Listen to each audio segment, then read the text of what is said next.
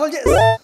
என்னதான் மொபைலில் ஒரே கேஷுவல் கேம்ஸ் தான் விளையாட்டு இருந்தாலுமே ஒரு ஸ்டோரி கேம் ஆடணும், ஒரு ஸ்டோரி கேம் முடிக்கணும், ஒரு சிங்கிள் பிளேயர் கேமை அழகாக முடிக்கணும்னு ஆசை இருந்திருக்கும். பட் நம்மகிட்ட பிசியில் இருந்திருக்காது, கையில் இருக்கிறது மொபைல் தான். அந்த மொபைலில் ஆட முடியுமா கேட்டிங்கன்னா கண்டிப்பாக ஆட முடியும். அதுக்கு தான் இருக்குது பிஎஸ்பி கேம்ஸ். பிஎஸ்பின்னு ஒரு கன்சோலு சோனி ஒரு காலத்தில் ஹேண்டலாக விட்டான், அதுக்கப்புறம் டிஸ்கண்டினியூ பண்ணிட்டான். பட் அந்த கேம்ஸ் நம்மளால் மொபைல் ஆட முடியும். அது விளையாடுறதுக்கிட்ட ஆப்லாம் இருக்குது, அது என்னென்னு சொல்கிறேன். அது மட்டும் இல்லாமல் இது வந்து part 2 video. Part 2 audio list சொல்லியிருந்திருப்பேன். இந்த வீடியோ பிடிச்சி நல்லா இருந்துச்சு அப்படின்னா அதை வந்து எண்டு கார்டில் தரேன், அதில் கண்டினியூ பண்ணிங்க, அதையும் போய் பாருங்க. வீடியோ பார்த்து சின்ன ஹெல்ப் என்ன பண்ணா ஜீரோ லைக் பண்றது மட்டும் இல்லாம கீழே ஹைப்னு ஆப்ஷன் இருக்கும், அதாவது ஹைப்பை தட்டி விடுங்க, பாயிண்ட்ல போட்டு விடுங்க. அப்புறம் இந்த மாதிரி வீடியோ பார்க்க சப்ஸ்கிரைப் பண்ணுங்க. ஓகே போயிடலாம். நான் காலசாமி, இந்த ஷோ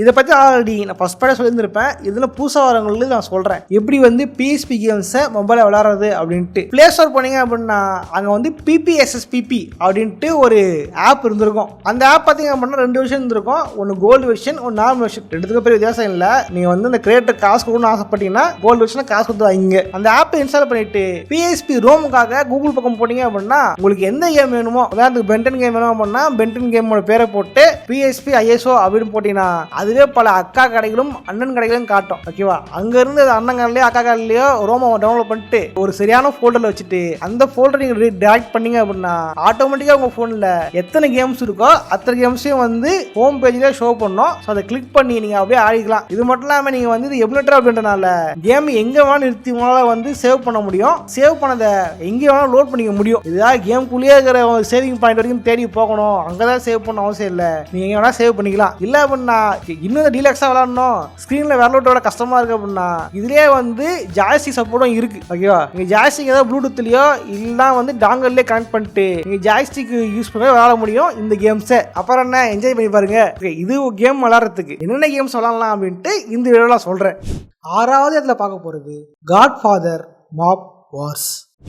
இந்த கேம் பார்த்தீங்க அப்படின்னா காட்ஃபாதர் படத்துக்கான ஒரு மூவி கேம் தான். காட்ஃபாதர் மூவியை பேஸ் பண்ணி பெரிய கேமா 2 கேம் வந்திருக்கும். அதுல ஒரு குட்டி கேம் தான் இந்த கேம். கிட்டத்தட்ட காட்ஃபாதர் 1 கேமை தான் வந்து பிஎஸ்பிக்காக சின்ன மாடல் பண்ணி உள்ள வச்சுருப்பாங்க. இந்த கேமோட கான்செப்ட் பார்த்தீங்க அப்படின்னா நீங்க ஒரு ரவுடியா இருப்பீங்க. அதுவும் யாரு கீழே அப்படின்னா நம்ம காட்ஃபாதர் கீழே. அதுக்கப்புறமா ரவுடி என்ன பண்ணுவாங்க, போயிட்டு வம்பு கலக்குறது, அடிதடி பண்றது, முக்கியமா மாமல் வசூல் பண்றது. இந்த கேம் நீங்க வந்து ஒவ்வொரு கடையா போயிட்டு மாமல் வசூல் பண்ண முடியும். ஒருவேளை மாமல் தர மாட்டேன்னு சொல்லிட்டானா அவன் சட்டையா போச்சு, ஏய் குடிக்கிறீங்களடா அப்படின்ட்டு அவளை அடிச்சு காசு பிடுங்க முடியும். கல்லாப்பேட்டில் போய் கை விட முடியும். எடுக்கிறதே பிச்சை, இதுல அவசரம். அப்புறம் ஏரியாவை டேக் ஓவர் பண்றது, கறிக்கடை, நகைக்கடை, துணிக்கடை, எல்லா கடையும் நம்ம கடை தான், நம்ம கீழே தான், எல்லாம் கண்ட்ரோல் தான். நம்ம என்ன பண்ணா ஏரியாவை வந்து டேக் ஓவர் பண்ண முடியும். அதெல்லாம் மேப்ல அழகாக காமிச்சிருப்பாங்க. இது பாத்தீங்க அப்படின்னா ஒரு ஓப்பன் வேர்ல்ட் கேம், கிட்டத்தட்ட ஜிடிஏ கேம் மாதிரி தான். இதனாலேயே சில பேர் வந்து கலாய்ப்பாங்க ஜிடிஏவோட க்ளோன் இது அப்படின்ட்டுலாம். பட் இருந்தாலுமே இதுக்கு சில தனித்திறமைலாம் இருக்குது. ஜிடிஏல நீங்க தனியா சுத்திட்டு இருப்பீங்க, அவன் வந்து கேட்டுருப்பா யா வேலை செஞ்சு குடியா அப்படின்ட்டு. இதுல நீங்க ஒரு டானி கீழே இருப்பீங்க. இந்த கிரைம் ஃபேமிலியை எப்படி வளர்க்குறீங்க, வளர்த்து கொண்டு போறீங்க, டான் செத்து போனதுக்கு அப்புறம் நீங்க எப்படி வந்து அந்த இதை டேக் ஓவர் பண்றீங்கன்றதெல்லாம் இதுல வந்து அழகா சொல்லியிருப்பாங்க. இது மூவி கதை, அந்த கதை ஒரே கதை தான். குறிப்பா சொன்னா மூவி நடக்கும் பொழுது இது ஒரு புது கேரக்டர், இது என்ன பண்ணிட்டு இருந்துச்சு அந்த கதைக்குள்ள அப்படின்றத வந்து அழகா காமிச்சிருப்பாங்க. இதுவும் பாத்தீங்க அப்படின்னா ஜிடிஏ கேம் மாதிரி தான் இருக்கும். யாராவது ஜிடிஏ ஃபேன்ஸ் அப்படின்னா மறக்காத கேம் செக் பண்ணி பாருங்க, நல்லா இருக்கும். குறிப்பா நீங்க மாமூல மிரட்டும் பொழுது அதுக்கு ஒரு லிமிட் இருக்கும். நீங்க மீட்டரை தாண்டி அடிச்சீங்கன்னா ஐயா சாமி எனக்கு காய்ச்சி கொடுத்துறையா அப்படின்ட்டு கொடுத்துருவான். இல்ல நீ மீட்டரை தாண்டி போயிட்ட அப்படின்னா அங்கேயே காலி ஆயிடுவான். இது மட்டும் ஓப்பன் வேல்ன்றதுனால இது நீங்க வந்து ஊர் சுத்தி பார்க்க முடியும். குறிப்பா சொல்லலாம் இது வந்து கரண்ட் டைம் வளர கதை கிடையாது. இது வந்து இந்த 80s 60s வளர டைம் வளர கதை. அப்பத்தி இது அமெரிக்கா எப்படி இருந்துச்சு அப்படின்னு காமிச்சிருப்பாங்க, நல்லா இருந்திருக்கும். இது மாதிரி பிஎஸ்பி கேம் அப்படின்றதுனால இவங்களுக்கும் ஒரு லிமிட் இருக்கும் இல்லையா, லிமிட்டுக்குள்ள தான் வந்து ஓப்பன் பண்ணியிருப்பாங்க. ஆனால் அதுவும் பார்க்க நல்லா இருந்திருக்கும். 5வது இடத்துல பார்க்க போறது சோல் கிளைபர் புரோக்கன் டெஸ்டினி.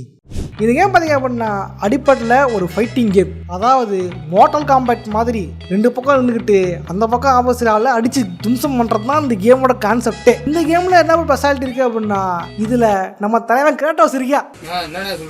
ஆமாங்க, நம்ம தலைவன் கிரேட்டோஸ் இருக்காரு. அதுவும் இப்போ வந்துச்சு இல்லையா 4-5ல வந்த பாசமான கிரேட்டோஸ் கிடையாது. God of War 3ல வந்த ரொம்ப மோசமான கிரேட்டோஸ். என்ன கோடாலி வச்சிருந்த பாசக்கார கிரேட்டோஸ் நினைச்சியாடா வேர்ட் ஆஃப் கேஸ் வச்சிருக்கிற ரோசமான கிரேட்டோஸ்ரா அப்படின்ற மாதிரி தலையை வந்து பயங்கர ரோசமா இருப்பா. அப்படி வரவனாலுமே தூக்கி போட்டு சொருவா அப்படி அந்த அளவுக்கு வந்து பயங்கரமா ஃபைண்டிங் மூவ்லாம் கொடுத்துருப்பாங்க கிரேட்டோஸுக்கு. இந்த கேம்ல பாத்தீங்க அப்படின்னா கிரேட்டோஸ் ஒரு கெஸ்ட் கேரக்டர் தான். அதாவது சோல் கிளைபர் அப்படின்ட்டு ஒரு கேம் சீரிஸ் இருக்கு. அந்த கேம் சீரிஸ்க்குள்ள நம்ம கிரேட்டோஸை கூப்பிட்டு வந்தா கொஞ்சம் கேம் எஸ்டாப்ளிஷ் ஆகும் இல்லையா, நாளை போய் தெரியும் இல்லையா, இதனால வந்து கெஸ்டா கூப்பிட்டு வந்திருப்பாங்க தலைவனை. உண்மையில பாத்தீங்க அப்படின்னா கிரேட்டோஸ் வந்து கேமுக்குள்ள வந்து பயங்கர ப்ளஸ் பாயிண்ட். ஏன்னா கிரேட்டோஸ் நம்ம வந்து God of War 3 வரைக்குமே பயங்கரமா தூக்கி போட்டு சுடுறாம பார்த்துருப்போம் இல்லையா. பட் விசஸ் மோட்ல அடிக்கிற மாதிரி நம்ம பார்த்துருக்க மாட்டோம். அதுக்கு ஒரு குறையா தீர்க்க வந்தவங்க தான் இந்த கேம். இதுல யாரனா வச்சுக்க கிரேட்டோஸை மட்டும் பகைச்சிக்காத அப்படின்ற மாதிரி கிரேட்டோஸை வச்சு நம்ம பயங்கரமா அட்டாக் பண்ணலாம். இது மட்டும் கேம்ல பாத்தீங்க அப்படின்னா கேம் நீங்க வந்து சிங்கிள் பிளேயர் ஆடும்போது ஒவ்வொரு ஸ்டேஜா போறாம காமிச்சிருப்பாங்க. மற்றபடி ஸ்டோரியா அப்படின்னு பார்க்கும்போது கேமுக்குள்ள வந்து பெருசா ஸ்டோரிக்குள்ள இருந்திருக்காது. கிரேட்டோஸோட சேர்த்து மொத்தம் இந்த கேம்ல 28 கேரக்டர்ஸ் இருக்குது. இதுல ஸ்டார் வார்ஸ் கேரக்டரே வந்து கெஸ்டா கொடுத்துருக்காங்களாமா. பட் ஸ்டார் வார்ஸ் நல்லா தெரியாது, அதனால ஸ்டார் வார்ஸ் ஸ்கிப் பண்ணிட்டு நம்ம தாழ பத்தி பார்ப்போம். கிரேட்டோஸ் பாத்தீங்க அப்படின்னா இதுல வந்து பிளேட் ஆஃப் கேஸ் மட்டும் இல்லாம blade of Olympus, Poseidon rage, Kratos வந்து ரொம்ப கெத்தா காமிச்சிருப்பாங்க. இந்த கேம்ல கிரேட்டோஸ் பவர்ஃபுல்லா இருப்பாரு. கண்டிப்பா நீங்க கிரேட்டோஸ் கன்னியா இருந்தீங்க அப்படின்னா இந்த கேமை செக் பண்ணி பாருங்க. 4வது இடத்துல பார்க்க போறது மீ அண்ட் மை கட்டாமாரி. இது பார்த்தீங்க அப்படின்னா ஒரு ஜாப்பனீஸ் கேம். அடிப்படையில் இது ஒரு கேஷுவல் கேமும் கூட. இன்னைக்கு தான் வந்து மொபைலில் கேஷுவல் கேம்ஸ் அப்படின்றது ரொம்ப ஆதிக்கமாக இருக்குது. ஸ்டோரி கேம்லாம் இப்படி போ, பேட்டரா கூட அப்படி போ, ஆனால் கேஷுவல் கேம் ஸ்ட்ரைட்டாக போ அப்படின்ட்டு பல பேர் வந்து கேஷுவல் கேம் தான் விளையாடிட்டு இருப்பாங்க. பட் முன்னொரு காலத்தில் மொபைல் ஃபோன் அந்த காலத்தில் பார்த்தீங்க அப்படின்னா கேஷுவல் கேம்ஸ் இந்த மாதிரி கேம்ஸ் தான் வந்துகிட்டு இருந்துச்சு. சின்ன கான்செப்டோட சிறப்பம்சம் ஆட் பண்ணியிருப்பாங்க. அப்படிப்பட்ட கேம் தான் இந்த கேம். இந்த கேம் பார்த்தீங்க அப்படின்னா ஒரு உருட்டு கேம். செக்கில் ஆட்டின சுத்தமான உருட்டு.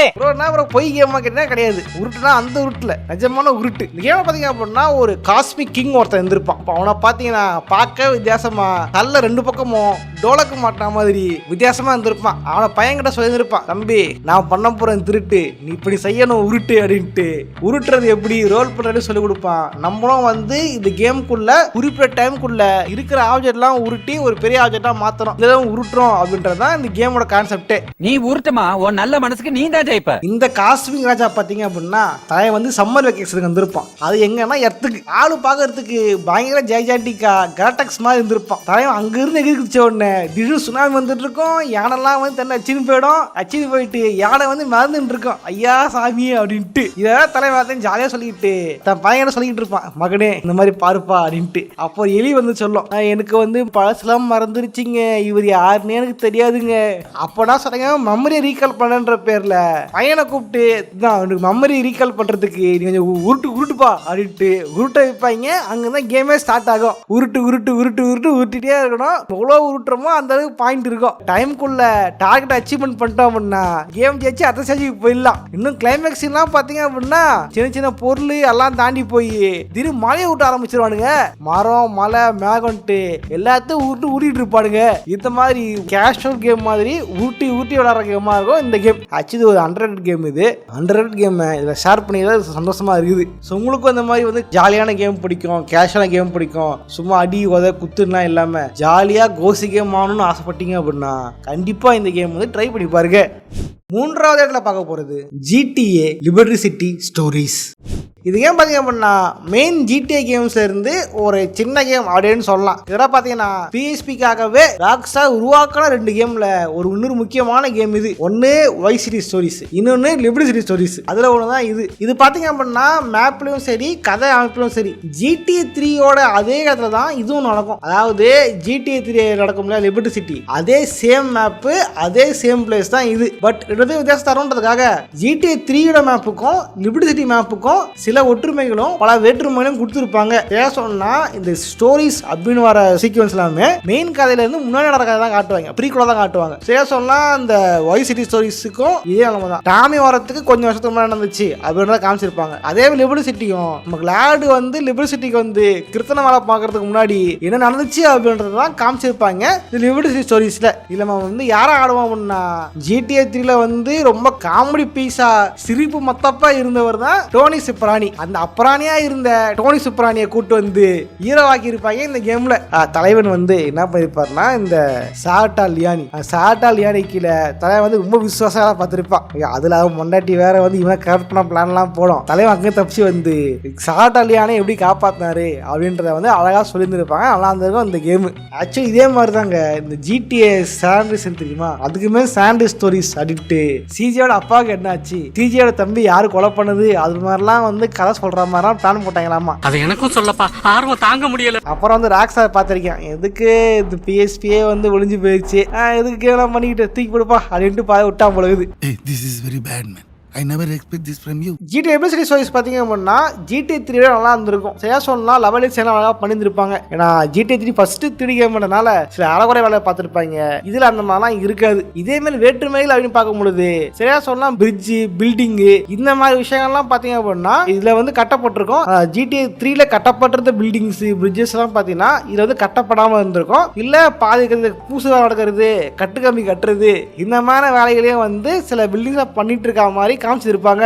முடிஞ்சா வந்து ரெண்டுத்துக்கும் வந்து மேப் கம்பேரிசன் வீடியோ ட்ரை பண்றேன். இரண்டாவது பார்க்க போறது டெட் ஹெட் ஃப்ரெட். பொதுவா வந்து நம்ம லிஸ்ட்ல ஏதாவது ரேசிங் கேமோ இல்ல ஹாரர் கேமோ இப்போ இல்லையா, அந்த விதத்துல இது வந்து ஹாரர் கேம் அப்படின்றதுனால ஃபுல்லா பேய போட்டு ஐயோ காப்பாத்துக்க அம்மாடி அப்படின்ட்டு பயப்படாமலாம் இருக்காது. ஒரு டார்க் காமெடி படம் மாதிரி ஒரு டார்க்கான தீம்ல இருக்கிற ஒரு ஜாலியான கேமா தான் இந்த கேம் இருந்திருக்கும். இந்த கேம் வந்து உண்மையில 18+ வாங்குறதுக்கு மெயின் காரணம் கேமோட மெயின் கேரக்டர் தான். பட் இவங்க ஃபன்னா வச்சு இந்த மெயின் கேரக்டர் தான். என்ன காமெடி அப்படின்னா இந்த மெயின் கேரக்டருக்கு தலையே இருக்காது. இந்த கேம்ல பிட் அப்படின்ற மெயின் வில்லன் வந்திருப்பான். அந்த மெயின் வில்லனை காமெடியா வந்து காமிச்சிருப்பாங்க, வித்தியாசமா இருந்திருக்கும். இந்த மெயின் வில்லன் பாத்தீங்க அப்படின்னா வில்லன் வந்து போர்த்தல் இருந்திருப்பான். பட் வில்லன்ஸ் இறந்து போனாலும் ஒரு பிரெயின் வந்து ஆரோக்கியமா இருந்திருக்கும். ஸோ அதுக்கு உயிர் கொடுப்போன்ட்டு அங்க இருந்த ஒரு சயின்டிஸ்ட் ஒருத்தன் ஹீரோட பிரெயினுக்கு மட்டும் வந்து உயிர் கொடுத்திருப்பான். பிரெயினுக்கு உயிர் வந்து ஹீரோ எப்படி வந்து வில்லனை அழிக்கிறாரு அப்படின்றதான் அந்த கேமோட கான்செப்டே. இதுல வந்து ஜாம்பி ஆர்மி அப்படின்னு வச்சிருப்பான் வில்லன். ஜாம்பிலாம் நம்ம அட்டாக் பண்ண வரோம், எல்லாம் அட்டாக் பண்ணி காலி பண்ணலாம். இந்த அன்சார்டட் மாதிரி பிரின்ஸ் ஆஃப் பர்ஷியா கேம்ஸ் மாதிரி கிளைமிக்ஸ் எல்லாம் கொடுத்துருப்பாங்க. செவத்துல யாரெல்லாம் ஜாலியா இருந்திருக்கும். இது மட்டும் இல்லாம தலைவனுக்கு தலை இல்ல அப்படின்றதுனால ஏகப்பட்ட தலையை வந்து பவரா கொடுத்துருப்பாங்க. உதாரணத்துக்கு பௌர்ணமா ஒரு தலை இருக்கும், அது இருந்தா நீ வந்து பறந்து போகலாம். அதே மாதிரி டம்மி மனுஷ தலைமை ஒரு தலை, எலும்பு குடும்பம் ஒரு தலை அப்படின்ட்டு வித்தியாசமான பவருக்காக வித்தியாசமான தலைகளை வந்து கொடுத்துருப்பாங்க. இதெல்லாமே ஒரு புதுவிதமான அட்டம்ப்டா இருந்திருக்கும் இந்த கேமுக்குள்ள. அப்புறம் சோலா கார்ல அட்டாக் பண்றதுன்ற மாதிரி நிறைய விஷயம் வந்து புதுசா இருந்துச்சு இந்த கேம். நானே இந்த கேம் கதை போலான்னு இருக்கேன். அந்த அளவுக்கு வந்து பண்ணியான ஒரு ஜாலியான கேம் தான் இந்த கேம் ப்ரோ. ஹாரர் கேம்ல ஆக்ஷன் அட்வென்ச்சரா ஒரு கேம் வேணும் ப்ரோ, அட்டாக் பண்ற மாதிரி கேம் வேணும் ப்ரோ நினைச்சீங்கன்னா இந்த கேமை ட்ரை பண்ணி பாருங்க. இன்னைக்கு வர பெரும்பாலான கேம்கள் பாத்தீங்கன்னா ஹாரர் கேம் அப்படின்னா பேய்லாம் அடிக்கக்கூடாது, பேய் தான் ஒன்று அடிக்கும், போய் ஒளிஞ்சிக்க பேய்கிட்டு இருந்து அப்படின்ற மாதிரி கான்செப்ட் தான் பல கேம் வந்துகிட்டு இருக்கு. பட் இது வந்து ஆக்ஷன் அட்வென்ச்சர்னால நீங்க வந்து பலவே அடிச்சு தும்சம் மட்டும் போயிட்டே இருக்கலாம். முதலாவது இடத்துல பார்க்க போறது ஜேம்ஸ் கேமரூன்ஸ் அவதார் தி கேம். இப்போ பார்த்தீங்க அப்படின்னா அவதார் 3 வரப்போகுது இல்லையா. பட் இந்த கேம் பார்த்தீங்கன்னா அவதார் 1ஓட ஒரு மூவி கேம் தான் இது. இந்த கேம் பார்த்தீங்கன்னா யூபிசாஃப்ட் தான் பண்ணியிருப்பாங்க.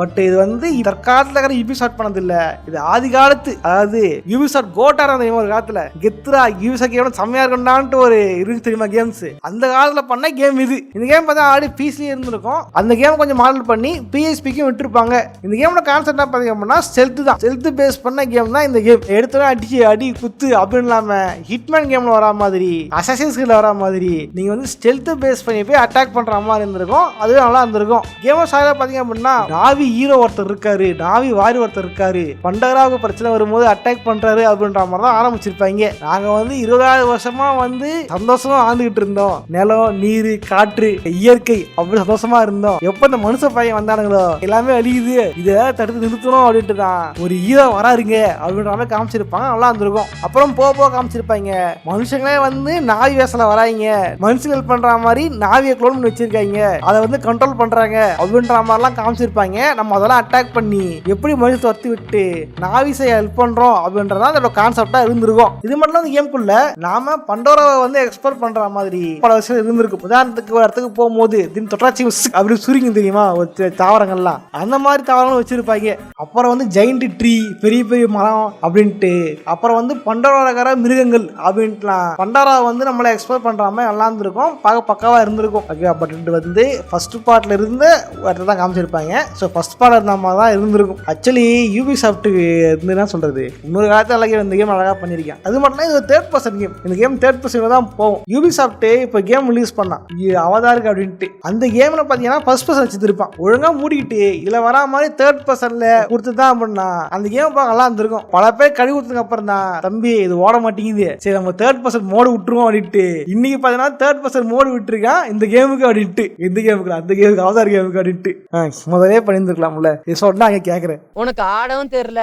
சரி பேசாம உட்கார்றானா கேட்கவும் மாட்டேங்கிற. ஓகே ஜஸ்ட் இந்த வீடியோ வச்சு லைக் பண்ணுங்க, பெருசாக ஷேர் பண்ணுங்க. இந்த வீடியோல வந்து பெஸ்ட் PSP கேம்ஸை பார்த்துருப்போம். இல்லை எந்த கேம்ஸ் பிடிச்சிருந்த கமெண்ட் பண்ணுங்க, நானும் தெரிஞ்சுக்கிறேன். இது மட்டும் இல்லாமல் உங்களுக்கு வந்து பார்ட் 3 வேணும் ப்ரோ, இது கேம் பத்தல ப்ரோ, இன்னும் வேணும் ப்ரோ கேட்டிங்கன்னா இந்த வீடியோ நல்லா போச்சு அப்படின்னா கண்டிப்பாக நான் பார்ட் 3 கூட பண்ணுறேன். ஓகே, நல்லா போகலாம். இது வேணும். அப்புறம் இதே என்னென்ன கேம்ஸ் பற்றி போடலாம், என்னென்ன கேம்ஸில் டாப் 10 போடலாம் அப்படின்ற வந்து கமெண்ட் பண்ணுங்க. அந்த டாபிக் எடுத்து இந்த ஷோவில் வந்து நான் தொடர்ந்து போக ட்ரை பண்ணுறேன். ஓகே, போகிற சும்மா பார்த்தீங்கன்னா லைக் பண்ணிட்டு போங்க. புதுசா ஹைப்னு வந்திருக்கு, ஹைப் பண்ணி விடுங்க. ஹைப் பாயிண்ட்ல கொடுங்க, இந்த கேம் ஹைப் பண்ணி விடுங்க. ஹைப் பண்ணி விட்டீங்கன்னா கண்டிப்பா வந்து நான் பார்ட் 3 கண்டிப்பா வர்றேன். இதே மாதிரியான இன்னொரு சுவாரஸ்யம் சந்திக்கிறேன். பாய்.